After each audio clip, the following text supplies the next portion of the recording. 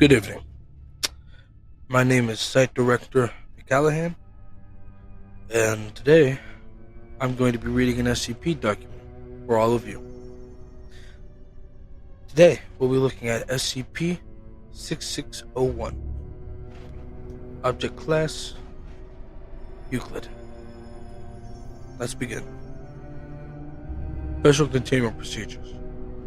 SCP-6601 is to be hosted onto a D class. D5186 is the current host. The current host is to be contained in a standard humanoid containment unit. Direct contact from the current host to any person is not allowed. Performing relevant experiments requires the permission of at least one Level 3 personnel. Description: SCP-6601 is a sapient, incorporeal entity. The subject is able to coexist with humans, but it is unknown whether this is necessary for it to survive. SCP-6601 has a mild temper, but can be insistent in the terms of changing the host's memories. Please refer to the Discovery and Addendums for details.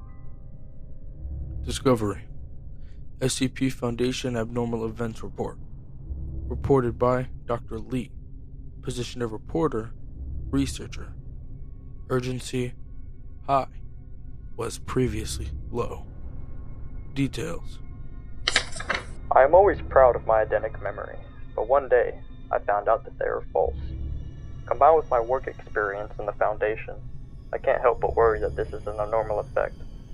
Besides, I also went to the hospital for an examination and I was able to confirm that there was no problem with my memory. I remember clearly that I spent a very happy childhood with my parents in my hometown, but just as I was about to call my parents to greet them, I found out that my father had died before I was born. My family apparently couldn't support the expenditure that I remember. There are many things more serious and distinctive than these. In a word, the discrepancy between memory and reality makes me quite sure that my memory has been tampered intentionally. I feel uneasy at the thought of the possibilities behind it. So, I applied for, and am willing to, accept all the inspections of the Foundation. I hope these are just because of my mental problems, because this is the most reassuring result.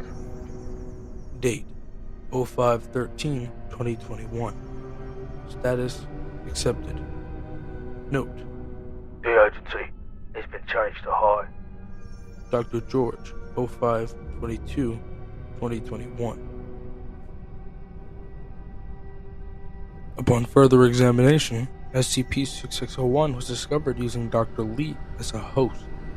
Dr. Lee further reported that after the object was discovered, it communicated with him by changing memories and showed fear of being found.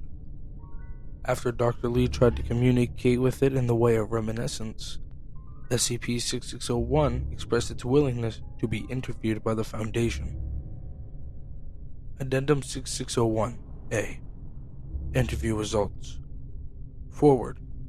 SCP-6601 changed Dr. Lee's memories throughout the process, leaving the answers to the interviewer in Dr. Lee's memory. Dr. Lee spoke on its behalf. Interviewer: Dr. George. Interviewee: Dr. Lee and SCP-6601.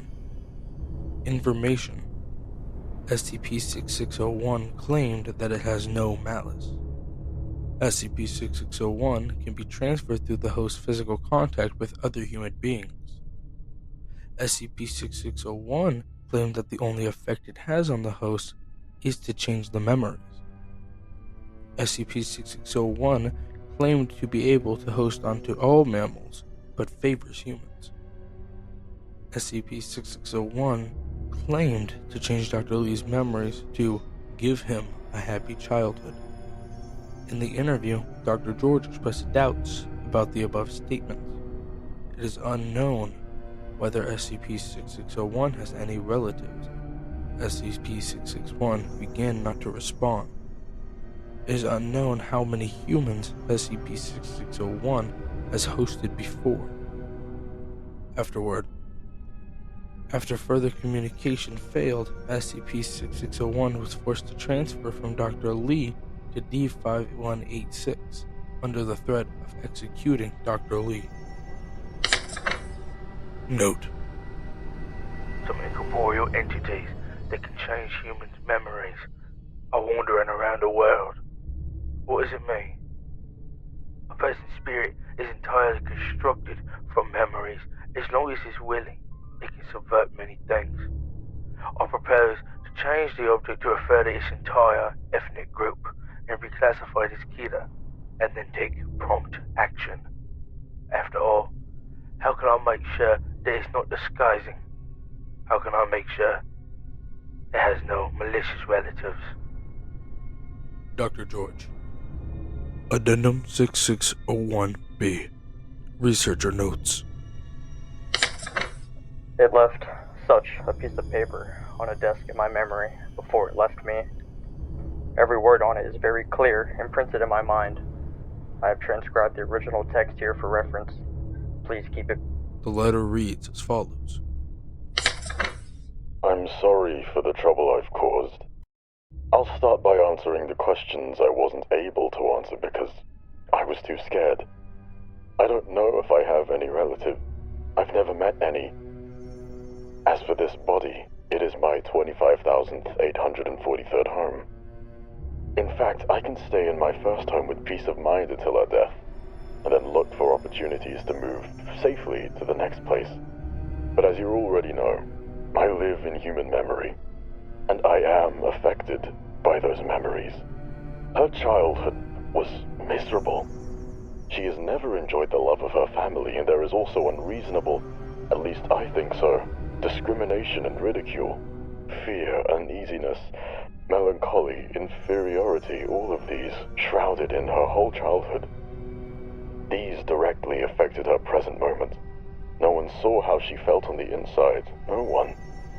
I can't figure out why other people treat her that way, and I can't figure out where the love and care she should have when she was a child went. She saw a sentence in the book one day, and I was stung by that sentence.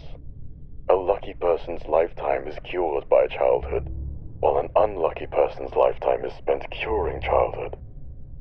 I interfered. I gave her a happy childhood within the acceptable range. She got better. A lot better. Obviously better. That's it. But when I think that there may be more people like her before, I can't rest assured. Since then, I began to move frequently, trying my best to change and improve. It's a pity. I've tried too hard on this one. I made so many mistakes that I was discovered by you. I'm sorry, I really am, but I have no regrets. Well, that was riveting. Seems like you simply wanted to help. How nice. Well, I've been Site Director McCallahan. Thank you for listening into this reading. Guards, take them back to their cells. And someone get that damn TV off.